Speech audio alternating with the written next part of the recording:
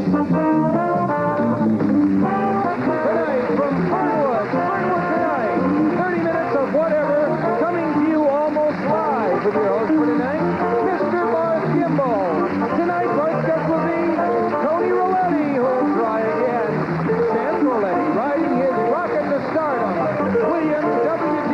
Bud Prize to tell Gerald Ford where he can put his stuff. And Happy Kyne and the Mirth Makers.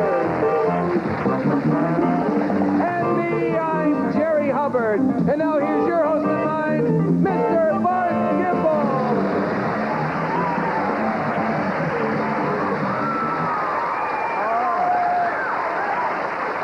Thank you. Thank you. A sitting ovation. That's great. Good evening, and welcome again to Fernwood Tonight. I am Barth Gimble. I shouldn't even say that. We have all that applause again. Oh, we didn't. Okay. Anyway, I guess the word has gotten around town that my birthday is exactly 11 days from today. I don't know how people find out things like this. I guess there's just this hunger to find out the little details about major personalities that make them seem even more human and even more lovable. You know, it's good because it does something I hate about this business, that ugly, ugly wall between big star and small audience, and I think we just tear that thing down that way. Anyway, the rumors are true. I've got a birthday just like everybody else, and nothing more, nothing less. It's just a day. And it is less than 2 weeks away. A fortnight plus one, actually. And people are just asking about it left and right. All the mail, the calls. It's amazing. So I'd like to answer those questions right here and now if I can. I've got some notes on this, because I don't want to get it wrong. Shirt size is a medium. 32 sleeve, 14.5 neck. The pants are a 33 length. Length is a 30. It's 33 waist, length 30. Usually they'll throw the alterations in for free, so don't worry about that. The jacket, for those of you who might be considering an entire outfit, and you know who you are, the jacket is a 39 regular, almost right off the rack. I have to have it taken in, but I'll do that, okay? It used to be a Portly, actually, but no more. Thank you. Oh, okay. Belt size is a 33, but I got plenty of belts, so forget that. And as far as underwear is concerned, well, I like to pick that out myself. It's kind of a personal thing. I mean, I really do like to pick it out myself. I can spend 2 or 3 hours on a Saturday afternoon just going right through the jockey department. Had the time of my life. Anyway, good hunting, and be sure and let me know where you bought it, just in case I don't like it. Okay? So much for that. Our announcer, Mr. Jerry Hubbard. Hey.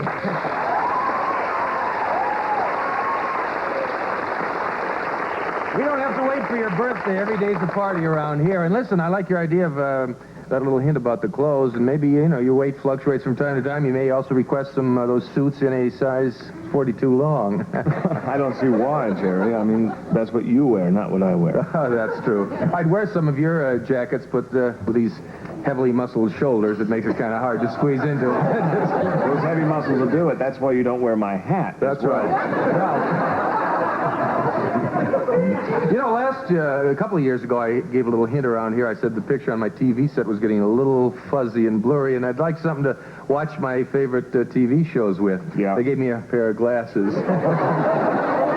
Jerry's kind of hard to buy for, but here's a hint, and for you people who have those hard to buy for people, sometimes you may throw something out that you don't need anymore that's the perfect gift for someone else. When I got my new radial tires for my car, I don't want to say the brand name because that would be a plug, but I got the tires down at Virgil Sims' Blue Ace station, and wonderful. It was more of a gift than anything else. At any rate, I got these new tires. What do you do with the old casings? And I saved I saved all of them, but I gave one to Jerry for his birthday, and son of a gun, he tied a rope around it and put it on one of the limbs in his backyard. You should see him out there on Saturdays in the tires. It's good exercise, but the best exercise is trying to blow up that thing. That's really hard on the chest. You should have included a little pump. It's just the casing, Jerry. Oh, no wonder the air won't hold.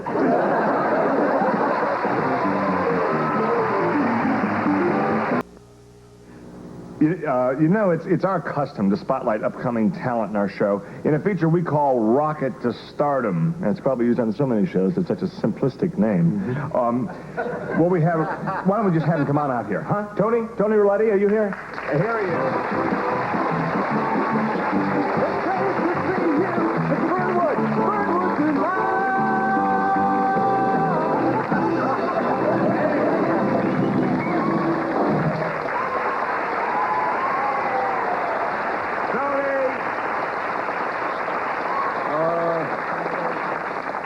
you, Tone? Hey, Barther, how you doing? Hey, I didn't expect you were going to do a number for us. Those are my people out there. I love you.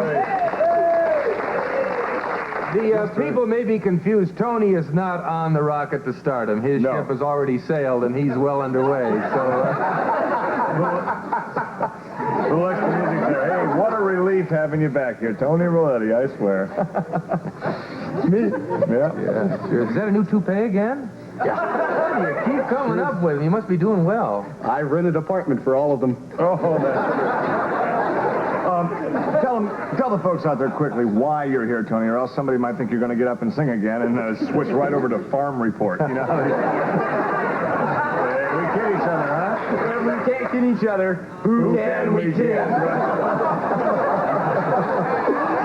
Well, I tell you, Barth, this is one of my most proud. I'm as proud as pie. Well, great. I tell you, because my very own nephew is going to be on the rocket to Stardom today. Oh, boy. And he's just growing up just like me and just singing like a bird and just trying to follow in his old Uncle Tony's patent leather shoes. So you have your young nephew, is it, here? Yes. And you say he's following your shoes? I think in that case we ought to get it over with quickly. Ladies and gentlemen, here we go with Rocket to Stardom. So you want a big thing, the chance has come. Now you're on Rocket to Stardom. We're back. Tonight on Rocket to Stardom, the debut of this man's little nephew. Please welcome Master Chance Rolletti.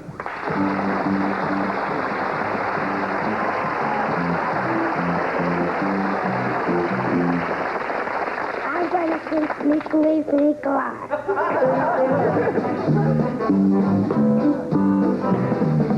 Ain't she sweet? He walking down the street. Now ask you very confidently. Ain't she sweet? Ain't she nice? Look over once or twice. Now ask you very confidently. Ain't she nice? Just after night in the direction. Oh me, oh my, ain't that perfection? Da-to-dee, don't keep that sign in me. Now ask you very confidently, ain't she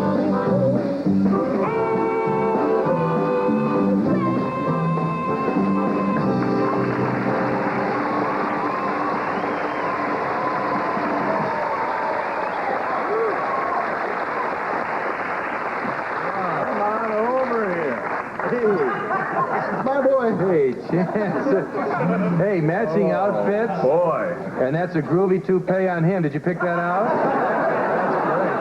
You don't usually find a child that young bald, but he's really following. That looks great. Interesting, though, Jerry, a lot of babies, when they're first born, are bald. That's right. It's amazing. And then as you grow older, you get old, you lose your hair, you're bald again. Well, he's either growing old very quickly or staying very young. Isn't he a talented young guy, though? Sure is, Tony. He's got everything his Uncle Tony's got. Poor kid. That's tough. Hey, I'm just kidding. I know. If we can't kid each other, who can And we kid? can. Boy, I tell you, you're getting pretty good. You know, we ought to start some singing. You want to work with your old Uncle Tony, huh? No thanks. Okay. What do you guys got in the works? Anything? Well, yeah, I'm putting together, in fact, a little chance here. He's got a part in a new TV series I'm putting together. It's kind of pre-negotiative stages right now. But, you know, there's so much talent in the old Rolletti family, and I want to kind of share that God's gift with the world, you know? So I'm putting together a little show. It's either going to be a variety show, kind of like the Partridge Family. Sure. Or it might be kind of one of those drama human interest stories, kind of like the Waltons, you know, with a little bit of singing and dancing in it. Oh, I better be quiet. Somebody might be out there and steal the idea. Well, you can bet it won't be me, Tony. Have Little Chance in here. Maybe you could call it Little Chance. I think that's what it would be. Or if Slim Chance, if he gains weight, it'd be Fat Chance. I think it's all the same thing.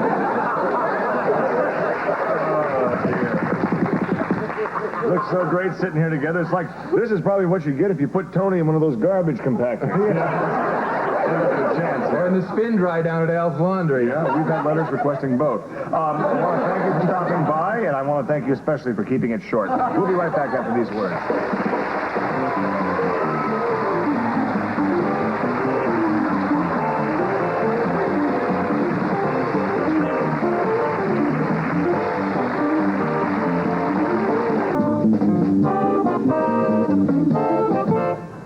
Thanks, Happy. You can take a hint. As if this wasn't enough, and I think that's what a lot of people are saying, we have yet another guest tonight. He's here with us. He is Fernwood's alleged ambassador-at-large. He always says he is. And There's some question about that. Some people phoned in with some questions and objections to him using that title. more objections, I think, than questions. Yes. Yeah. His name is William W.D. Bud Prize.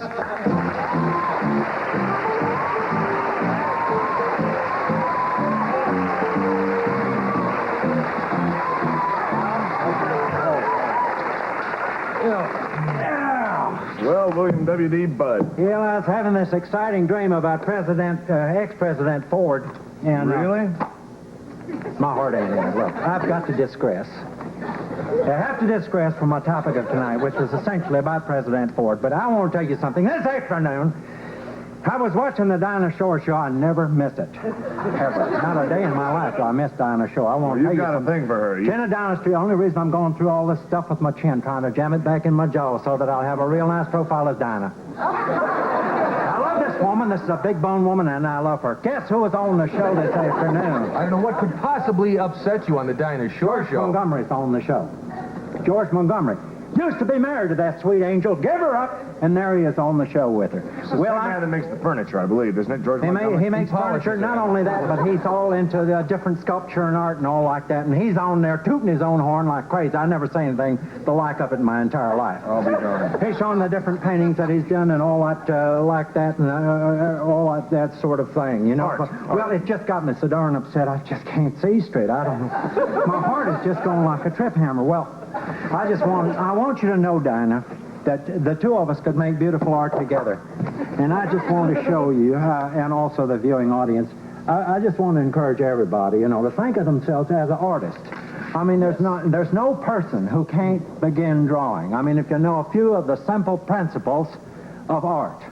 And now, for instance, I make one circle here, you see there. I'll make one circle there. And I'll make one circle here. All right, that don't look like nothing.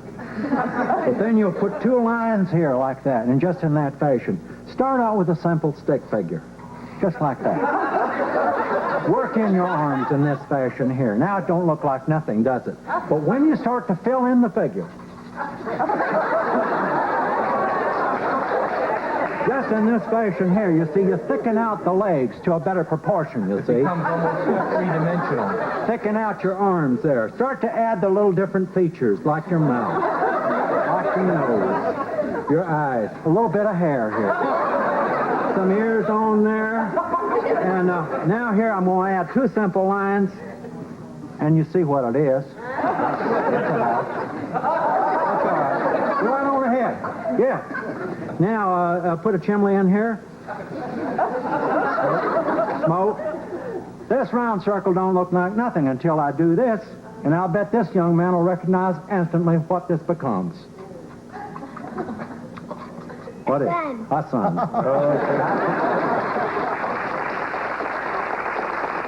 Well, all right. That's off my mind. I just didn't want George to get a leg up on me, you know, so to speak. You mentioned something before that was interesting. Well, Mentioned the idea of President Ford. well, guess You had who a this dream. is? I can't guess who that is. Well, wait a minute. If I add more details like fingers, Okay. and this here, who is it? Could be a man with a yo-yo. Someone walking a conch shell, possibly a grenade. That's a golf club. The young man just said exactly what it is. It's a golf club. That's President Ford. You know, Bud, last time you were on the show, I had a couple of questions I wanted to ask. I didn't get time. One of them is, what does that W.D. in your name stand for? William W.D. Bud Price. Well, now, that's a real interesting thing because, you see, I had no middle names when I was born. But my mama's name was Demon. I thought it was a family connection there. And that's the D in the name, you know. And I was breastfed till I was 3 years of age. Wow. At the age of 3, my daddy looked over at my mama and says, "Wean 'em, Damon." So the W actually stands for wean 'em. Now WD, I don't use Wyndham Demond, naturally. I just use WD. Sounds silly. That's a family thing. Fantastic. But what's new down at the Chamber of Commerce? You know, I had this feeling about President Ford, you know. I was cutting out this recipe out of the Chronicle for tuna surprise. Mm-hmm. That's the one made with scotch. I remember it was in there. Like a tuna scotch casserole. For them as drinks. Otherwise, you can use things like maple syrup. Yeah. Maple syrup. That's right. You've seen it. Well, I flipped over this recipe, and here on the other side of this story about ex-President Ford that's going all through Michigan, here, thither, and yon, looking for $3 million to open an ex-President Ford Museum in Grand Rapids. That's the furniture capital of our nation, too. Absolutely true. And there you see, there isn't a reason in the world why you need furniture in a museum, unless you're talking about a wax museum, and then I suppose you could get away with wax furniture, you know. But anyway, I'm clipping out this recipe for tuna surprise, you know, and all of a sudden, this light goes on above my head. Well, that was very lucky because, as you know, it's very bad for your eyes to read in the dark. I certainly do know that, and my mama, Damon, you know, was an expert seamstress. And this is a woman who could and did tie 2 knots in an eyelash. And I want you to know that my mama done this every day of her life. Really? What, may I ask, what was the reason for her doing that? The reason for that was to keep her fingers nimble, because she had arthritis, and she kept her fingers real nimble by tying these 2 knots in an eyelash. Not while they were still in her eyelid, though. No, she'd pluck mine out sometimes. Now, imagine, if you will, the idea of the President of the United States scurrying around here, thither, and yon in Michigan asking for $3 million to build his museum. And to build it in Grand Rapids, that's already famous, when here is Fernwood, that just needs such of a project as this to buff up its prospects. Yep. Well, Bud, it sounds to me like you're angling to get that Ford Museum built right here in FW, Fernwood. Am I right? Don't you know you just added 2 and 2 and come up with a number between 3 and 5? And I want you to know, with the spunk that we have in Fernwood, I'll bet you dollars to dog dirt that we could get it done.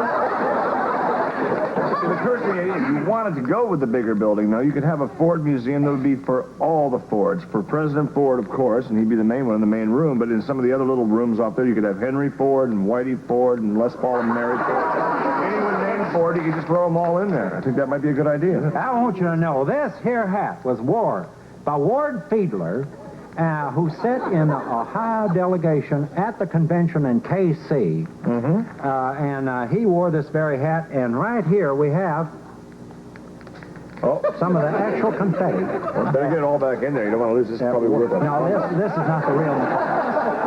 The hat's real, but the confetti is simulated. This is simulated. That's the fake one. The real confetti is all locked up under lock and key. Okay, good. This is wore by Ward, you know, at the convention itself. Was Ward, was he an actual delegate or an alternate, or what was he? He's the bus driver. Here's the bus driver, and there was some people that didn't want to go in, give him their tickets. So he went on in, and he wore this hat all the way back from K.C. to Fernwood on the bus. I'll be darned. That's right. Hey, you're not going to tell me these are actually Gerald Ford's shoes here, are you? Well, Can you pull these out? Well, no, Barth, I'm not actually going to tell you that, because that would be a lie. But I will tell you this, that these shoes, this here, can the camera see this? These shoes are exactly and precise the same size of a shoe that President Ford wears. We are going to nail these down in the museum, and anybody who wishes to come by and slip his feet in there and see how it would feel to wear the same size of a shoe as President Ford may do so. This is because there's an old saying that don't judge a man till you've worn his shoes. This is an idea that's this idea is quite similar to your gremlin's Chinese footprints. Well, Bud, thanks so much for being with us, and a lot of good luck to you. It was interesting hearing about everything you had to say tonight, especially. I like that part. Oh, one thing, I've just one thing. If George Montgomery, if you're watching, George, get remarried or get off the pot.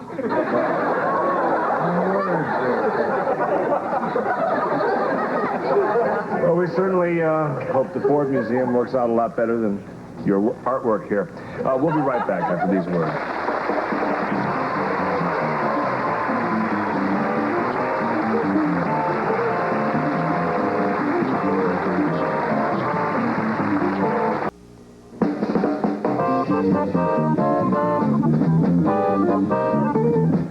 Thanks, Hap. Happy Kyne, the Mirth Makers. I got to thank them because we're almost at the end here. Aren't they terrific?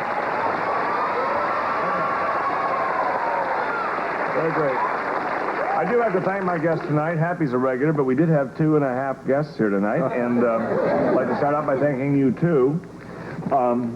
Tony, Chance, best of luck, or best of chance, I guess, or best of 7, whatever you want to go for, with your television series, and maybe you'll be on opposite us or the cow sales next summer. And William W.D. Bud, what can I possibly say that you haven't said already? I don't know. I don't either. Jerry does, too. Okay, we'll be back tomorrow night. Don't go away.